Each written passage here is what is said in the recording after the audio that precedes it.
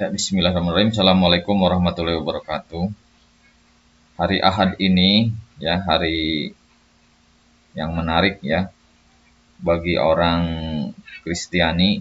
Hari ini merupakan hari kebangkitan dari kubur ya, Isa Al-Masih. Jadi setelah kemarin hari Jumat Jumat Agung ya, wafat Isa Al-Masih.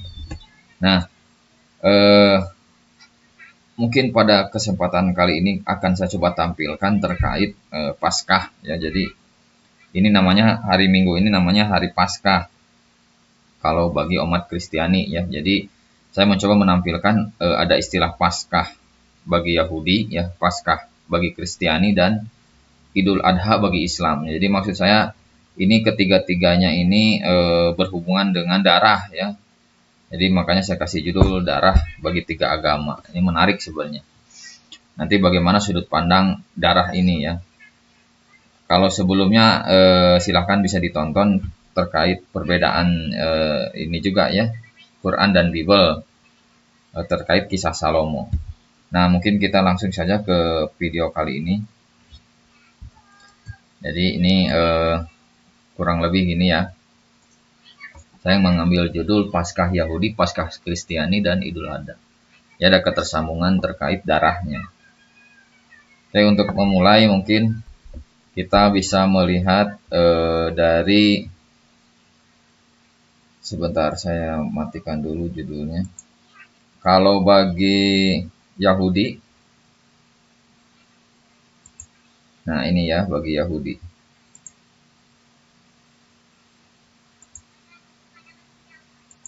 Nah bagi Yahudi bisa kita lihat ini. Jadi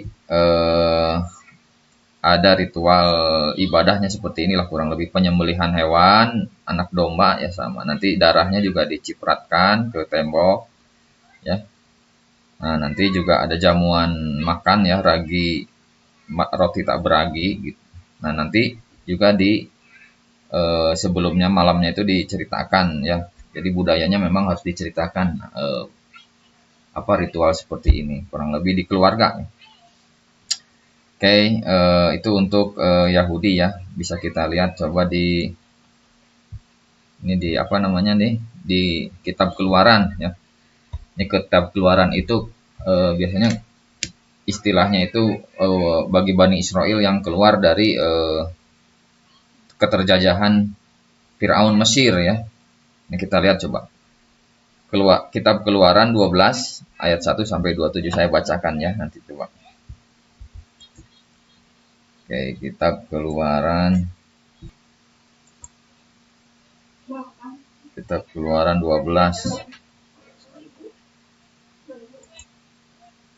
Nah, ini tentang perayaan Paskah. Kita lihat ayatnya ya. Ini saya coba baca yang terjemahan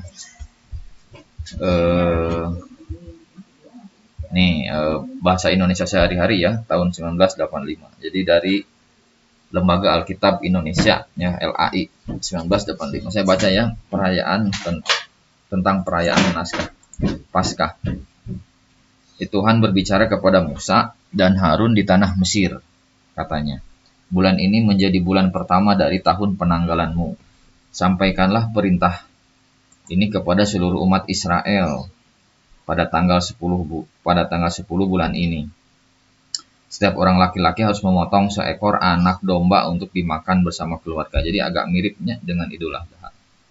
Ini bulan 10 bulannya juga agak mirip. Kalau anggota keluarga itu terlalu sedikit untuk menghabiskan seekor anak domba, maka keluarga itu dan tetangganya yang terdekat boleh bersama-sama makan anak domba itu. Anak domba itu harus dibagi menurut jumlah orang yang makan. Kamu boleh memilih domba atau kambing, tetapi harus yang jantan. Nah ini mirip nih, berumur 1 tahun dan tidak ada cacatnya. Jadi agak mirip dengan perayaan Idul Adha bagi Islamnya. Kamu harus menyimpan sampai tanggal 14 pada hari itu sorenya. Seluruh umat Israel harus memotong anak domba itu. Sedikit darahnya harus dioleskan pada kedua tiang pintu dan pada ambang atas pintu rumah tempat mereka memakannya. Malam itu juga dagingnya harus dipanggang dan dimakan dengan sayur pahit dan roti tak beragi. Anak domba itu harus dipanggang seluruhnya, lengkap dengan kepalanya, kakinya, dan isi perutnya. Nah, jadi ini tidak boleh tersisa ya. Makanlah daging yang sudah dipanggang itu, jangan ada yang dimakan mentah atau direbus. Nah, ini tekniknya, jangan ada yang dimakan dengan cara direbus atau mentah. Jangan tinggalkan sedikit pun dari daging itu sampai pagi. Kalau ada sisanya harus dibakar sampai habis. Pada waktu makan, kamu harus sudah berpakaian lengkap untuk perjalanan dengan sandal di kaki dan tongkat di tangan. Kamu harus makan cepat-cepat. Itulah perayaan Paskah untuk menghormati aku. Nah, jadi kurang lebih gitulah ya. Nah, ini kayaknya ini persiapan untuk Exodus ya, untuk keluar dari Mesir ya. Karena memang momentum ini akan dijadikan Tuhan itu momentum pembebasannya terlepas dari belenggu Firaun. Nah, pada malam itu akan menjelajahi seluruh tanah Mesir dan membunuh setiap anak laki-laki yang sulung, baik manusia maupun hewan. Aku akan menghukum semua ilah di Mesir karena akulah Tuhan. Nah, jadi ini banyak tuhan-tuhan di Mesir itu ya, termasuk ini kemusyrikan, karena musyrik itu kan artinya menduakan Tuhan ya, menduakan, mentigakan, mengempatkan ya, lebih dari satu. Darah yang ada pada pintu rumahmu akan menjadi tanda dari rumah-rumah tempat tinggalmu. Kalau aku melihat darah itu, kamu kulewati dan tidak kubinasakan pada waktu aku menghukum Mesir. Jadi ini pertanda darah itu Tuhan akan membinasakan penjajah Mesir ya, bukan penjajah, sorry, kaum Mesir, orang-orang Mesir ya, yang sering menindas Bani Israel di Mesir. Golongan Bani Israel ya, ada juga golongan orang-orang Mesir atau Kipti. Nah, di sini yang menindas itu Mesir. Mesir itu menindas kepada Bani Israel. Nah, jadi dalam momentum ini Paskah ini ya, penyembelihan hewan ini, sebagian darahnya ditandakan kepada palang pintu agar Tuhan nanti akan membunuh. Ini rencananya Tuhan akan membunuh orang-orang Mesir. Kurang lebih gitulahnya. Kita baca lagi coba. Hari itu harus kamu peringati sebagai hari raya bagi Tuhan, untuk seharusnya hari itu harus kamu rayakan setiap tahun. Nah, jadi memang momentum ini penting mungkin ya. Tuhan berkata, 7 hari lamanya kamu tidak boleh makan roti yang beragi. Pada hari pertama semua ragi harus dikeluarkan dari rumahmu. Sebab kalau selama 7 hari itu seorang makan roti yang beragi, ia tidak boleh lagi dianggap anggota umatku. Pada hari yang pertama dan juga pada hari yang ketujuh kamu harus berkumpul untuk beribadah. Pada hari itu kamu tidak boleh melakukan pekerjaan apapun kecuali yang perlu untuk menyiapkan makanan. Pada hari itu seluruh bangsamu kubawa keluar dari Mesir. Sebab itu untuk seterusnya setiap tahun hari itu harus kamu peringati sebagai hari raya. Dalam bulan pertama mulai tanggal 14 malam sampai pada tanggal 21 malam kamu tidak boleh makan roti yang beragi. Selama 7 hari itu semua ragi harus dikeluarkan dari rumahmu. Orang Israel atau orang asing yang selama perayaan itu makan roti yang beragi tidak lagi dianggap anggota umatku. Jadi ini Tuhan marah ya, jadi kalau memang perintahnya tidak dikerjakan. Nah, ini ayat 19-nya nih digabung ya dengan 18, 20 pun sama. Musa memanggil semua pemimpin Israel dan berkata kepada mereka, pergilah dan ambillah bagi keluargamu seekor anak domba untuk perayaan Paskah. Nah, ini kronologisnya ya, penjelasan dari yang di atas. Ambillah seikat hisop, celupkan ke dalam baskom yang berisi darah domba itu, lalu oleskan pada kedua tiang dan ambang atas pintu rumahmu. Sampai pagi jangan seorang pun di antara kamu meninggalkan rumah. Ini teknisnya ya. Pada waktu Tuhan menjelajahi negeri ini untuk membunuh orang-orang Mesir, Tuhan akan melihat darah pada kedua tiang dan ambang atas pintu rumahmu. Maka ia akan lewat saja dan tidak mengizinkan malaikat maut memasuki rumahmu untuk membunuh kamu. Nah, jadi penjelasan dari yang atas tuh kronologisnya memang diperintahkan menyembelih anak domba ya, darahnya nanti untuk penanda ya, bahwa memang Tuhan mau membunuh orang-orang Mesir yang menindas kan. Tandanya yaitu tanda darah tadinya. Nah, seperti yang gambar tadi lah. Nah, tanda ini kan dicipratkan di atas ambang pintu ya. Kamu dan anak-anak kamu harus mentaati perintahku ini untuk selama-lamanya. Jadi harus dirayakan. Kalau kamu sudah memasuki negeri yang dijanjikan Tuhan kepadamu, kamu harus mengadakan upacara ini. Nah, jadi tanah perjanjian yang dimaksud mungkin ini Kanaan atau Palestina ya, Yerusalem lah. Jadi kalau Mesir kan memang Bani Israel tertindasnya di sana. Berbeda ketika zaman Nabi Yusuf ya, atau ya Yusuf ya, Joseph. Jadi setara kalau pada saat itu Bani Israel itu setara dengan golongan masyarakat yang lainnya, yaitu masyarakat Mesir. Kalau anak-anakmu bertanya apa arti upacara ini, nah, kamu harus menjawab, ini kurban Paskah untuk menghormati Tuhan. Sebab rumah orang-orang Israel di Mesir dilewatinya waktu ia membunuh anak-anak laki-laki sulung Mesir, dan kita dibiarkannya hidup. Maka berlututlah orang Israel dan menyembah. Jadi ini harus diceritakan ya. Jadi perayaan Paskah di Yahudi ini harus diceritakan di keluarga, bahwa ini adalah momentum ketika Tuhan membunuh semua orang Mesir ya. Nah, kecuali yang penandanya ada tanda cipratan darah anak domba ya. Jadi Tuhan akan melewati membunuhnya. Nah, mungkin membunuhnya dengan malaikat maut ya. Ini seperti yang tadi. Lalu mereka pergi dan melakukan apa yang diperintahkan Tuhan kepada Musa. Nah, kurang lebih gitulah. Jadi pergi itu maksudnya meninggalkan negeri Mesir ya.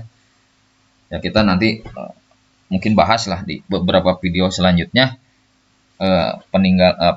kisah membelah laut itu ya. Nah, ini di sini orang Israel keluar dari Mesirnya. Nah, mulai ya. Jadi ini momentum sebelum terjadinya pembelahan air laut ya. Pembelahan laut. Oke. Nah, bagaimana dengan selanjutnya coba? Oke ya, jadi tadi dari perjanjian lama kitab Keluaran itu pasal 12 ayat 1 sampai 27, penyembelihan anak domba adalah momen hari raya pembebasan Bani Israel dari Firaun Mesir. Ya, jadi kurang lebih gitulah kronologisnya ya. Jadi ini dari anak domba, dagingnya nanti dimakan dengan roti ya, tapi dengan syarat aturan-aturan kan tadi kan. Nah, nanti bisa dibaca lagi lah. Nanti cipratan darahnya ini untuk penanda ya, rumah-rumah yang akan dilewati nantinya. Kalau ada cipratan darah ini berarti tidak akan dibunuh orang di dalamnya.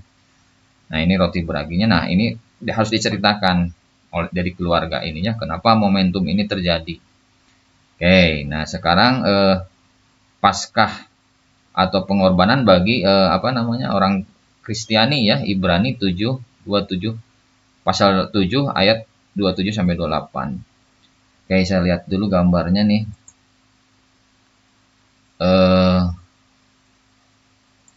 Nah, jadi bagi Kristiani ini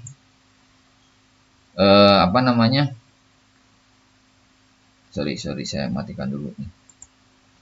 Nah, jadi bagi Kristiani ini adalah pengorbanan Yesus sebagai anak domba ya. Jadi agak mirip, tapi memang bukan ritual anak domba lagi, tapi darah yang dimaksud di sini adalah darah Yesus ketika di kayu salib. Jadi pengorbanan Yesus sebagai anak domba Allah menebus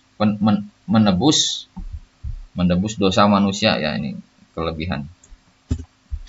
Nah, jadi berganti media mungkinnya ini dari kedua keyakinan ini, namanya sama, tetap Paskah ya, artinya pengorbanan, tapi beda medianya. Dan inilah keyakinan yang ada di kitab Ibrani ya. Nah, sedikit mungkin saya ceritakan Ibrani ini, kalau saya lihat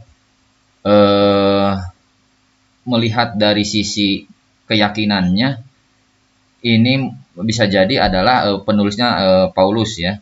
Karena Paulus kan mempunyai keyakinan bahwa Isa itu atau Yesus itu adalah sang penembus dosa ya. Jadi Ibrani ini kuat dugaan memang yang menulisnya ini adalah Paulus, melihat dari sisi keyakinannya. Oke, untuk lebih memahaminya kita lihat ayatnya ya. Ibrani 7:27 ini berarti di perjanjian baru. Kita lihat coba. Perjanjian baru Ibrani ya. Nah, kalau yang lainnya kan seperti apa nih? Korintus, Roma ya. Galatia ini jelas Paulus yang menerima apa? Rasul Paulus ya yang menulisnya. Kalau Ibrani ini diduga kuat memang Paulus karena melihat dari sisi keyakinannya ya. Ibrani berapa tadi? Ibrani 7. Coba lihat Ibrani 7. Oke, saya klik aja ya. Ibrani 7 ayat 27. Nah, ini nih. Oke, saya bacakannya. Jadi Yesus ini di atasnya nanti bisa dicek lagi ya. Ibrani 7 ini. Yesus tidak seperti para imam besar yang lain. Mereka harus mempersembahkan kurban setiap hari. Pertama bagi dosa mereka sendiri, kemudian bagi dosa-dosa umat. Namun Yesus tidak perlu melakukannya. Ia hanya mempersembahkan kurban sekali untuk selamanya, yaitu dirinya sendiri. Nah, jadi memang Yesus ini sebagai korban ya, sebagai anak domba Allah mungkinnya, karena darahnya memang diharapkan untuk bisa menebus dosa umat manusia, seluruh manusia ya, bagi yang percaya ya. Nah, ini adalah ajaran dari keyakinan Paulus ya. Nah, ke-28 mungkin hukum Musa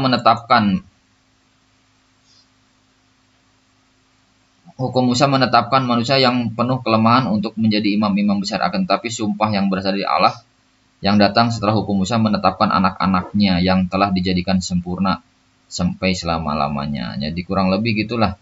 Ya, jadi 278 pengorbanan Yesus sebagai anak domba Allah menebus dosa. Sebenarnya ayat-ayat yang senada dengan pengorbanan Yesus ini banyak di Perjanjian Baru ya, terutama tulisan dari Paulus. Nanti bisa aja Anda diceknya. Oke, itu dari sisi Nasrani atau Kristen.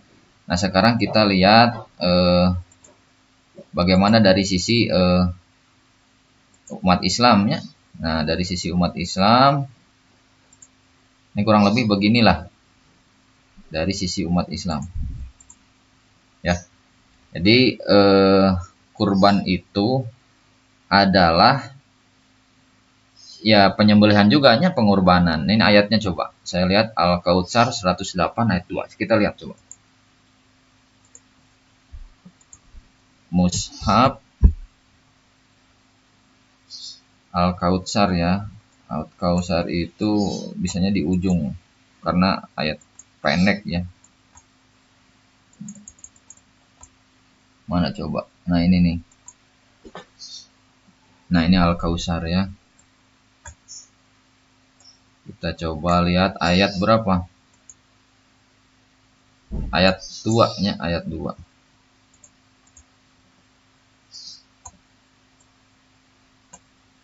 Oke, saya baca dulu ada ayat 1 ya. Nah, jadi mungkin kalau lihat dari gambarnya ini nikmat Allah. Sesungguhnya kami telah memberikan kepadamu nikmat yang banyak. Ini ayat pertama. Nah, ayat keduanya, maka dirikanlah sholat karena Tuhanmu dan berkorbanlah. Nah, jadi ini perintah ya, dari perintah berkurban. Jadi kalau dari Yahudi itu kan lebih duluan ya, lebih dahulu dibanding Kristen atau Nasrani.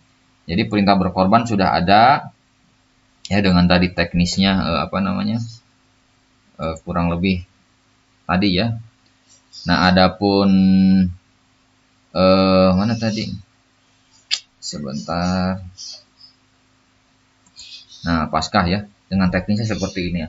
Adapun Idul Adha bagi Muslim, ya Idul Adha bagi Muslim ini samanya hampir mirip, tapi ini bersifat perintah ya, perintah. Nah, nanti kita lihat coba bagaimana hubungannya dengan darah tadi kan. Ini di Al-Hajj ya, bahwa menyatakan daging dan darah tidak mencapai Tuhan, tetapi ketakwaanlah yang mencapainya. Nah, kita lihat coba.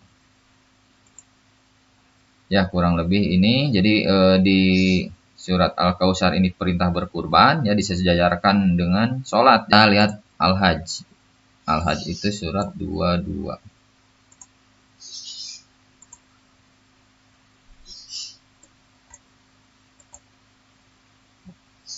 Oke, surat 22 ayat 37 ya.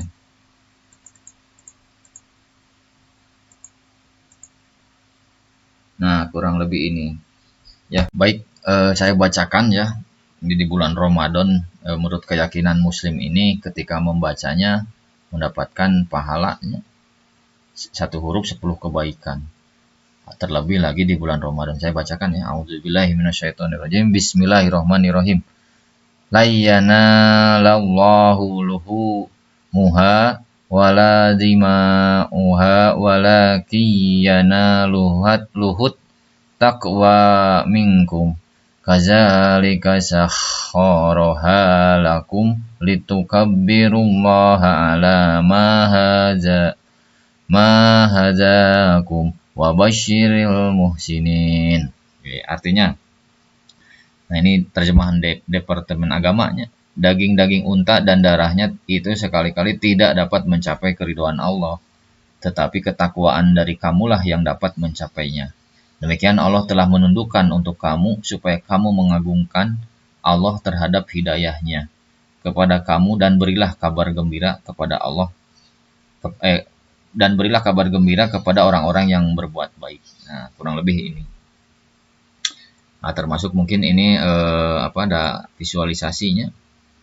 Ini penyembelihan hewan ya, jenis persyaratannya. Jadi di sini saya melihat ada syarat kalau dari sini kan bukan syarat darah dan dagingnya ya, tapi ketakwaannya. Jadi ketakwaan inilah yang menjadi syarat mutlak ya. Di samping memang ada teknis yang lainnya agak mirip ya. Ini seperti tidak bercacat kan, dilarang kan. Dari sisi teknis hewannya seperti itu. Adapun dari sisi orangnya yang berkurban ini ketakwaannya ya. Jadi bukan dagingnya atau darahnya ya. Jadi permasalahan darah di sini bagi Idul Adha atau bagi keyakinan Muslim tidak menjadi permasalahan sebenarnya. Yang penting itu adalah ketakwaannya, karena untuk mencapai Tuhan itu adalah takwanya ya. Daging dan darahnya itu tidak menjadi prinsip ya, kurang lebih gitu ya. Kita kembali lagi coba yang tadi ya. Nah, jadi kalau dari sisi Yahudi ya, bahwa darah ini memang sangat penting ya. Di samping hewannya sendiri kan, hewannya memang dimakan dengan teknis tadi, dengan roti tak beragi kan, tapi dari sisi darah itu sebagai penanda ya.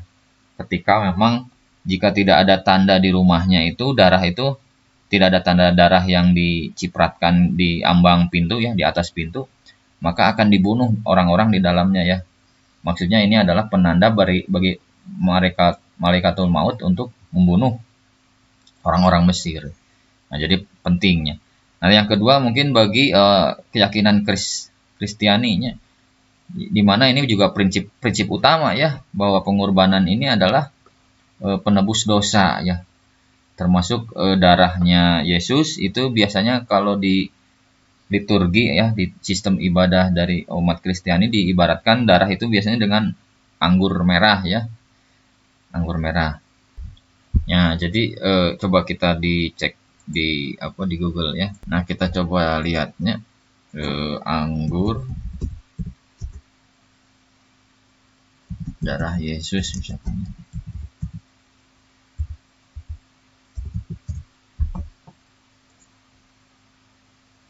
Nah, kurang lebih inilahnya.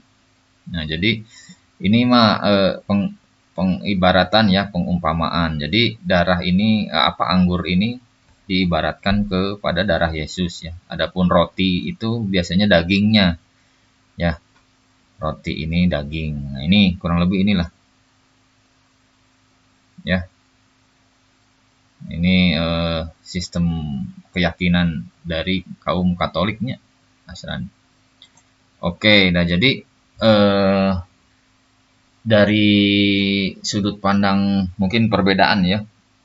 Kalau dari sisi apa namanya Idul Adha ini daging dan darah tidak menjadi prinsip ya. Daging itu diibaratkan sebagai daging dari Yesus ya. Jadi Tuhan yang turun ke muka bumi ya menjadi daging kan, firman Allah yang turun ke muka bumi menjadi daging. Nah, adapun darahnya tadi penyaliban Yesus itu kan ada darah, makanya di apa keyakinan dari Paulus ini. Nah, jadi diibaratkan itu keyakinannya daging itu berarti roti, intinya roti yang sekarang memang kalau setiap ritual ibadah itu dilakukannya dengan memakan tadi ibarat roti, dan anggur itu berarti minum anggur itu berarti darahnya Yesus ya, supaya merasakan lah mungkinnya. Nah mungkin itu ya yang saya lihat dari sisi literasi yang saya lakukan. Mungkin nanti ada masukan terkait ya, mungkin ada kesalahan mungkinnya dari sisi penyampaian ini, saya mohon masukannya. Mencoba menampilkan ini, jadi ada 3 sudut pandang terkait pengorbanan ini ya, Paskah Yahudi, Paskah Kristiani, dan Idul Adha Islam. Nah mudah-mudahan video ini ya sedikitnya membukalah sisi perbedaannya di mana mungkin ya. Nanti ada titik temu pun berarti ada titik temunya di mana ya. Apabila ada kesalahan ini datang dari saya ya. Jikapun ada benar, mungkin ini Allah lah yang maha benar ya. Itu saja mungkin video kali ini, saya cukupkan sekian. Assalamualaikum warahmatullahi wabarakatuh.